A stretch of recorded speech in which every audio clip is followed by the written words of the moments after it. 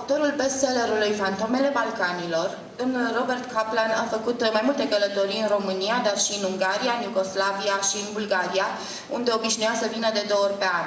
A scris multe articole despre această parte a lumii, care la momentul respectiv nu reprezenta vreo atracție turistică sau jurnalistică. Ultima călătorie a domnului Kaplan în România s-a întâmplat în înainte de căderea regimului Ceaușescu, s-a întâmplat în 1984. Când, din pricina articolului Gimnastica românească sau de ce România lui Ceaușescu este asemănătoare Rusiei lui Stalin, pe care l-a publicat în New Republic, Robert Kaplan a fost declarat persona non grata în România. Scriitor geopolitic și este autorul a 9 cărți care au fost traduse în 15 limbi.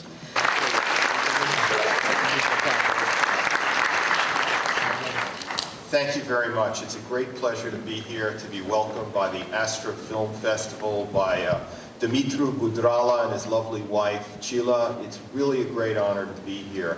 I see all of you kind of spread out. Maybe if you could come get more in the center, we could have more of an intimate kind of environment. Just move in more. It'll just make it easier. I'd like to start out this way.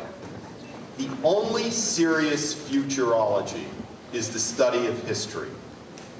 The more you read history, it doesn't mean you will be able to predict the future. But what it will do, it'll make you a little bit less surprised by the things that are going to happen next. And that's the best that anyone can do, because this is not a science.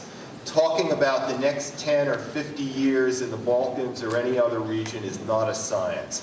So the more you read history, the more of an historical consciousness you have, the less surprised you're going to be by the kinds of things that'll happen next. But if we look too far ahead, it becomes impossible. Let me give you an example. If I were standing before you in Sibiu 100 years ago, in 1900, trying to predict what the 1930s or 1940s would be like, it would be impossible because 3 words did not exist in any dictionary at the time, or they were not in common parlance at the time: inflation, totalitarianism, and fascism. All those words didn't start to be used until the late 1920s. So we don't even have names yet for a lot of the problems, a lot of the good things that are going to happen. So what I'm going to try to do as I get into this talk is kind of look ahead only 5 or 10 years.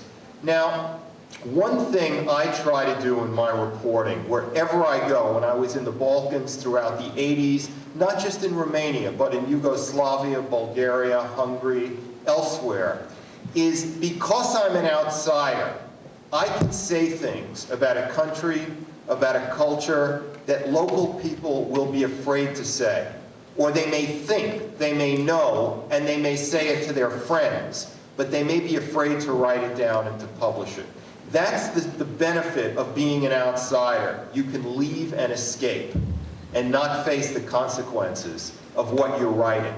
And the benefit of that is that you don't suffer from saying some of the hard truths that someone who has to live in an environment will say.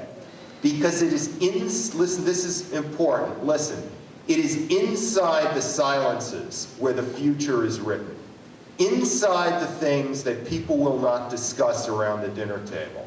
Inside the things that would get you kicked out of the room. Or the kinds of things that would embarrass your hosts if you spoke about. Wherever I go, I try to figure out what is that thing, or what is that group of things, and make that the theme of whatever I'm going to write about. So that is how I approached the Balkans in the 1980s. What I saw in the 1980s was a very poor area with a lot of ethnic disputes, at a time when the Cold War security structure was weakening. If the area would fall into war or anarchy or something like that. So that it was precisely the combination of a kind of enforced poverty due to communism, plus the ethnic disputes, plus the weakening of the Cold War security structure that made me believe and write in the 1980s that the 1990s would be to news headlines what Afghanistan was to the 80s and what Vietnam was to the late 60s and the 70s. Then as soon as war broke out in the former Yugoslavia next door, I went on. I didn't cover the war. I started covering Africa, because in Africa I saw that resource scarcity, overpopulation, urbanization, and other things were going to contribute to a situation where a number of small countries were going to have a lot of trouble. This was in 91, 92 I was writing this. So let me bring you up to date now and talk about what I think the area, the whole region, the world is going to look like a bit. The kinds of things we could look forward to in the news headlines. Now, at the beginning I said that the only serious futurology is the study of history. Well, when I read history, one thing jumps out at me about the last 30 years in the world. Not particularly in the Balkans, but in the world in general. It is that poverty very rarely causes unrest, chaos, war. We all think it does, but it doesn't. What generally causes unrest, chaos, war, political instability, terrorism, like the kind on September 11th, is the opposite. It's development. It's development that causes all those things. Look at the decades in France before the French Revolution. Look at the decades in Mexico before the Mexican Revolution. Look at what was going on in China before the collapse of every major Chinese dynasty. They migrate into cities, and they take low-paying, wage-earning jobs where they're suddenly in contact with people who speak different dialects, people from different parts of the country who they're competing with, and the cities grow big with these slums around it. And although on an economist's chart, people are doing better than ever before in their family's history because they're earning a low salary, whereas before they lived on the land. Also, for the first time in their family's existence, they're full of ambition and yearning and desires and frustration. And they're forming groups, self-help groups, labor groups, all kinds of associations that they didn't have before. And they're challenging and demanding things from the government. And the governments, which are usually creaky, overly centralized, bureaucratic beasts, simply cannot deliver often. And that's when you get change, revolution, upheaval. All of the terrorists of September 11th were not children of poverty. They were the sons of the new middle class in the Arab world, the sons of the rising sub-proletariat into the middle class. And if you look at the last 30 years in the world, in all those big countries I mentioned, Nigeria, Cote d'Ivoire, Indonesia, Egypt, Syria, Iran, what do you see? You see development, big growth, the creation of middle classes, sub-proletariats.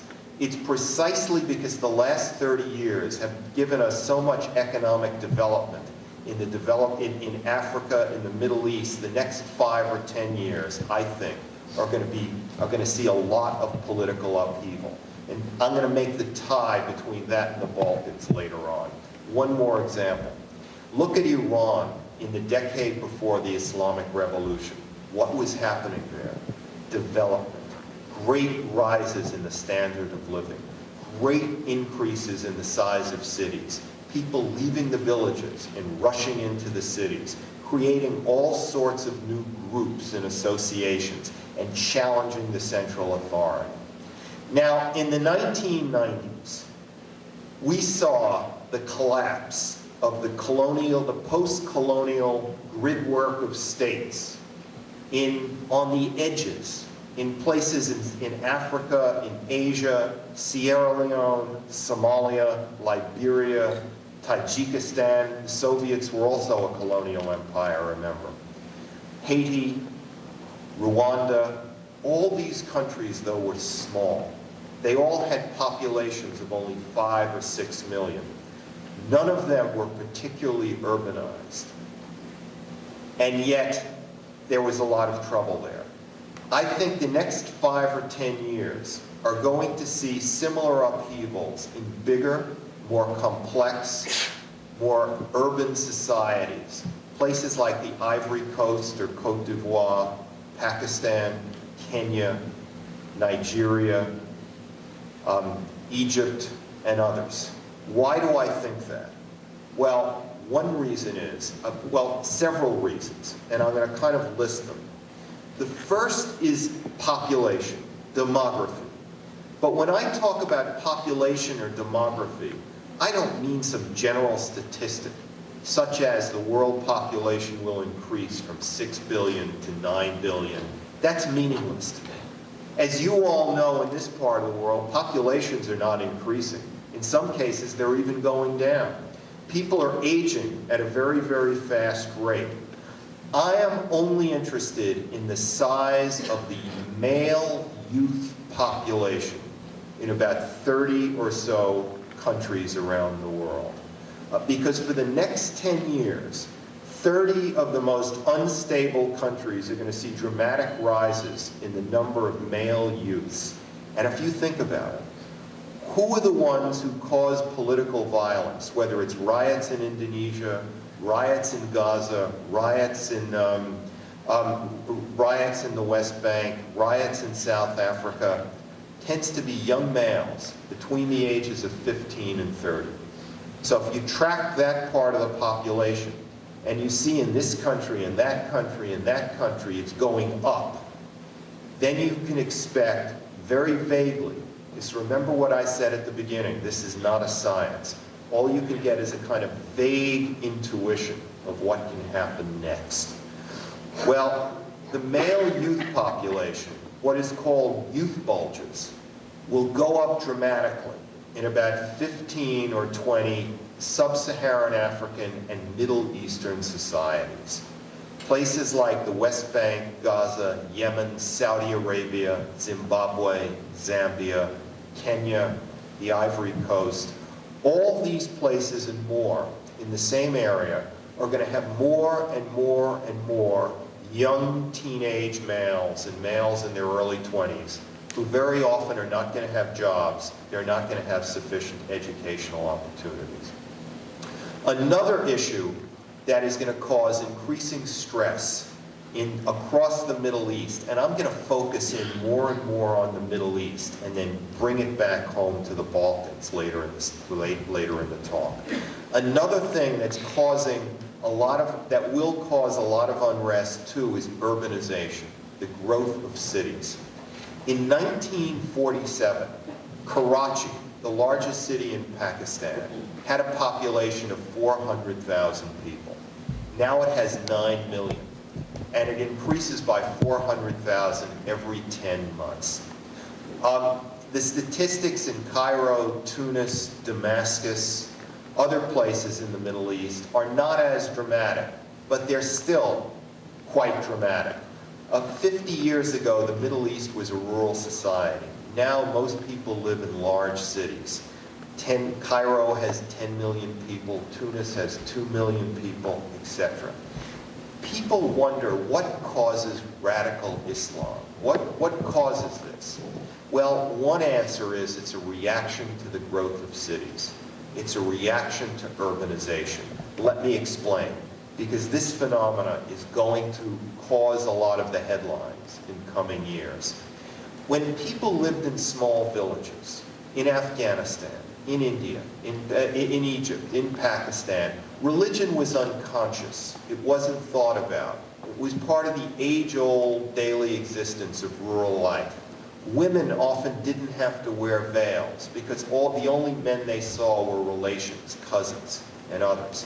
But when people migrated into these vast, poorly lit, poorly policed, huge cities with bad street lighting, as I said, bad policing, and all these pseudo-Western enticements like karate movies, nude films, other things. The danger was that a lot of the young males would slide into juvenile delinquency and crime. But none of this happened. If you travel in the Islamic world and go through the big cities at night where it's poorly lit, poorly policed, something extraordinary. There's very little random crime. One of the reasons why there's very little crime is because religion has risen up to the challenge. Religion has intensified itself. It's become more ideological, more stark, more severe, more abstract, in order to cope, in order to keep the family structure together against the anonymity and the enticements of urban life. And the result in the Middle East has been that the crime rate has been kept down, societies are civil, but it's provided, ironically, without anyone intending it, a very fertile breeding ground for the creation of disease germs like terrorism and other things like that. So there's urbanization, there's the growth of male youth population, there's resource scarcity. The amount of usable water per person in much of the Middle East is going to go down by about half in the next 20 years. And that is going to drive more and more people into cities as there is less and less water for irrigation. So you see how these things kind of chain react. They interconnect with each other. And then, of course, there's the final destabilizing factor in the Middle East and the areas around. That's democracy itself. You see, in the Balkans, in the former communist Eastern Europe, this area had a very unique experience with democracy. And it's this: everything is relative. People complain, but whenever you complain, you always have to compare it to somewhere else.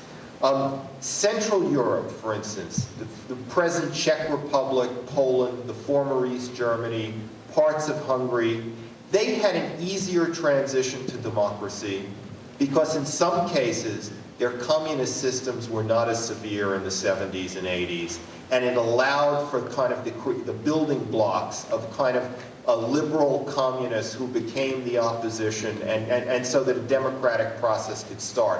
Also, those areas of Europe had large bourgeoisies for many decades before Nazism and communism. So there was a tradition of middle-class life which made institutions strong. Romania and Bulgaria, the middle classes were much smaller before World War II and communism. In Romania and Bulgaria, communism tended to be more severe. There weren't dissidents really, so that there was no opposition forming. There was no liberalization in the 70s and the 80s that became a kind of building block, a precursor to democratic politics in the 90s. So that this part, the southern half of the former Eastern Europe, has had a much more difficult experience with democracy. But compared to the Middle East and other parts of the world, it's actually been very easy here. Because the problem is this: in many societies in the Middle East and sub-Saharan Africa, you have unemployment rates, inflation rates, the lack of a middle class, as severe as in Italy in the 1920s when Mussolini came to power democratically, let us remember, and in the early 1930s in Germany when Hitler came to power democratically, let us not forget. Yes, it was a very fluky, it was a very strange election, and there were a lot of backroom deals, and it wasn't conducted perfectly, but that is how many elections are in many parts of the world today. The rest of the world, the Middle East, cannot help but open. If you want to see what the future of the Middle East is like, look at what the Palestinian Authority in the West Bank is like now. Yasser Arafat is a kind of dysfunctional, inefficient dictator. This is not a criticism. By this I mean Palestinian society is not so evolved that it's a democracy that's efficient, fully functioning, can make decisions, deliver results, but neither is it a dictatorship like Egypt or some other places. It's beyond that. The person in charge has to make all these deals with other factions in order to get anything done. And it makes American officials want to rip their hair out in frustration. But this is what the whole Middle East is going to be like.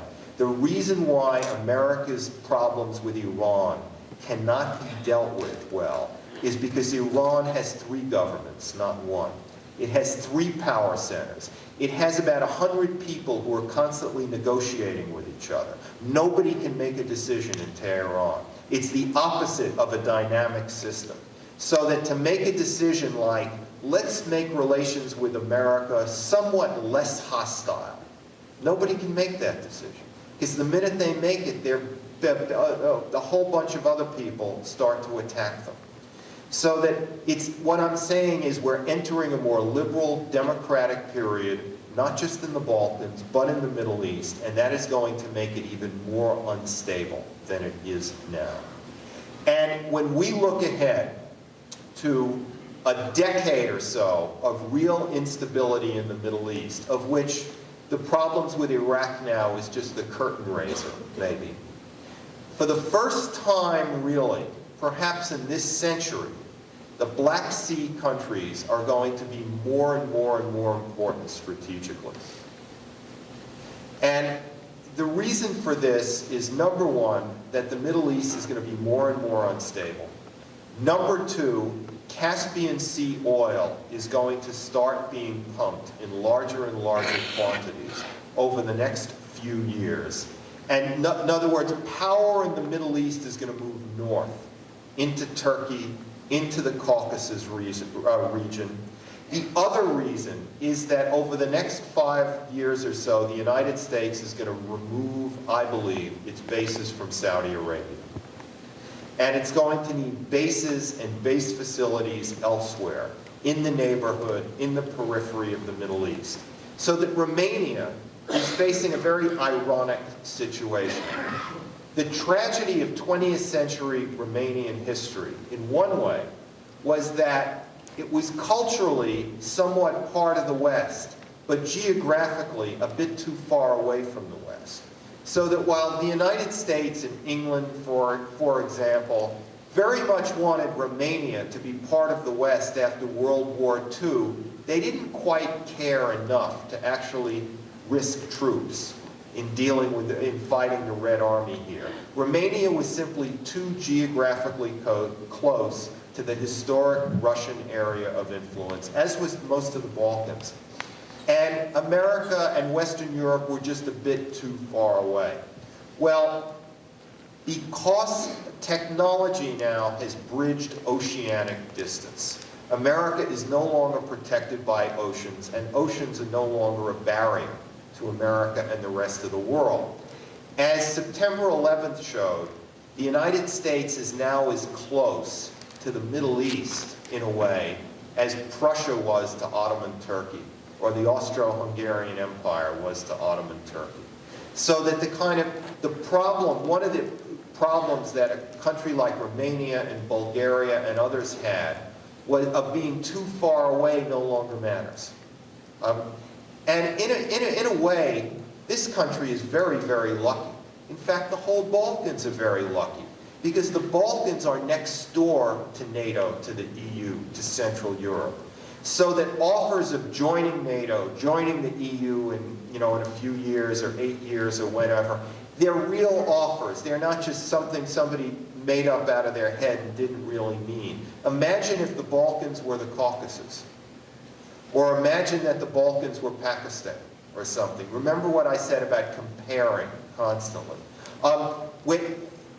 The United States and other countries cannot make the same kind of offer. They cannot offer rewards. If you do this and you reform this, we will give you that. They can't do that as well in Azerbaijan, in Georgia, in Turkmenistan, and other places. So that's why the politics in this part of the world are going to get better, I think, rather than worse. You know, in foreign policy, all moral questions are ultimately questions of power. Let me give you some examples of that. The United States did not intervene in Bosnia in 1995, ultimately for moral reasons, whatever its officials may say. It intervened because it got to the point where the war, the continuing war in the former Yugoslavia was humiliating NATO at a time, right after the collapse of the Berlin Wall, when there was a serious debate whether NATO even had a function anymore. So that in order to keep NATO existing, in order to prevent further instability, further refugee flows into Central Europe, a real serious intervention had to take place. It was an intervention that after it happened allowed NATO to expand. For instance, if you remember, before the 1995 intervention in Bosnia, the debate was about should NATO exist. After the intervention, the debate changed to should NATO expand.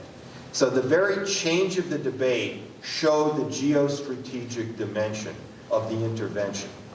One of the, remember, at the same time of all the violence and killing in Bosnia, in Kosovo, at the very same time, there was large-scale ethnic killing in Nagorno-Karabakh, in Abkhazia, in Ossetia, both North and South Ossetia, in the early and mid-90s. And yet, the moral arguments about Bosnia had greater, they just reverberated louder. They made more of a noise. And the reason they did was something nobody mentioned, was because Bosnia had a strategic dimension for the West that the Caucasus did not at the time. So that the intervention in Bosnia ultimately allowed NATO to expand into Hungary, Poland, and the Czech Republic.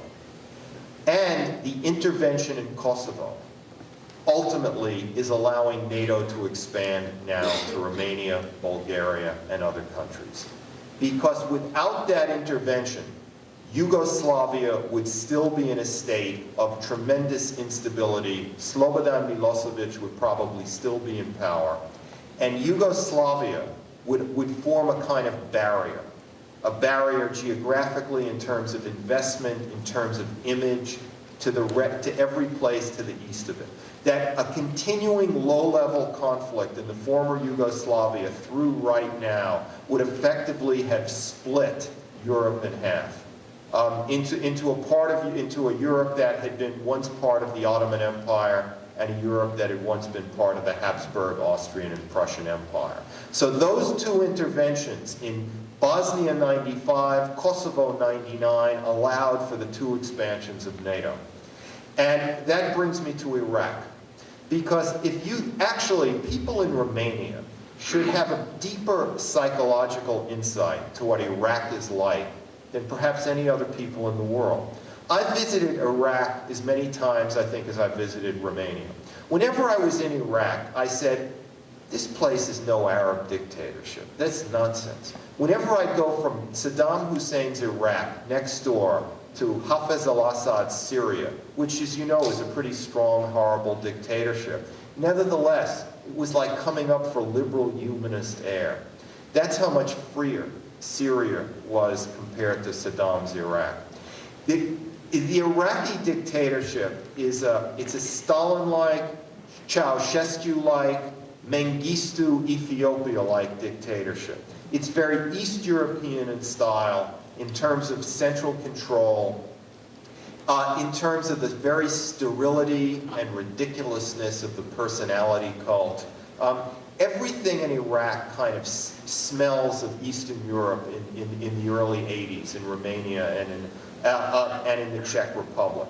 Also, the very ideology through which the regime in Baghdad rules, the Ba'athist ideology, is it's kind of a calcified variant of Marxist ideology. So that Iraq kind of represents the old order in the Middle East, It's somewhat leftover business from the Cold War. And so I think that that the regime in Iraq will collapse once it's challenged, perhaps in a way that it did here. It will be very sudden and very quick because of the artificial nature of it.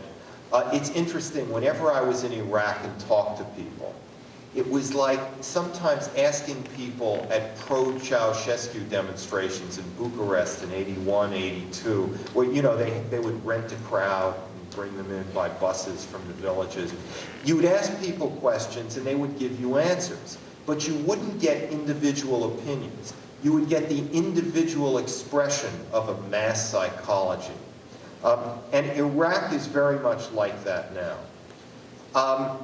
I think it's very interesting that the United States used Romania and Bulgaria's overflight rights, some base rights in Kosovo. I think it's going to be more so in Iraq, and there will be other Middle Eastern emergencies in the years to come. So I think it's a foregone conclusion that Romania will get into NATO. I think it'll probably get into the EU like in 2009 or 10. I know the official promise will be for 07, but that is only it becomes eligible. And one has to consider that Romania has a population more than twice that of Greece and Portugal combined.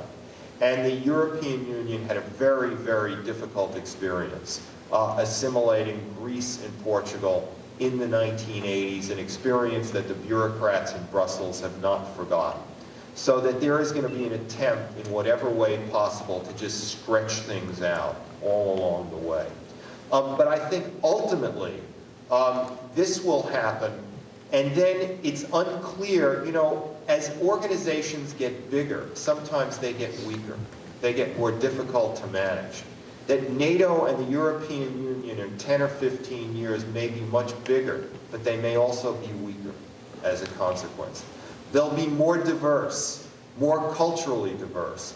And that is one of the reasons for the upsurge in criticism of the United States in Central and Western Europe. It's because the more diverse an organization becomes, the more easy symbolism it needs to hold it together. Frustration with the United States is something that a lot of countries in the EU can agree upon, while they go behind closed doors and fight over milk subsidies and every other thing. And as the organization gets bigger, they're going to need more and stronger symbolism to agree upon. On the other hand, countries like Romania, Bulgaria, others have had a much different experience since 1945 than countries like Belgium or Italy or Spain. Those countries were pampered by a very sophisticated social welfare system, which allowed them to quickly forget the past. Whereas in this country, I always felt that World War II did not really end until 1989. And therefore, you know, the public attitudes are much, much different, will remain different probably for another decade here. And therefore, there probably will not be the kind of hostility towards the US and other places as there is, say, in Germany today. Beyond that, it's impossible to predict. I would just say in closing that the times of Romania being forgotten, isolated, left to drift into a Russian orbit, and that, you know, those kinds of historical tragedies really are over.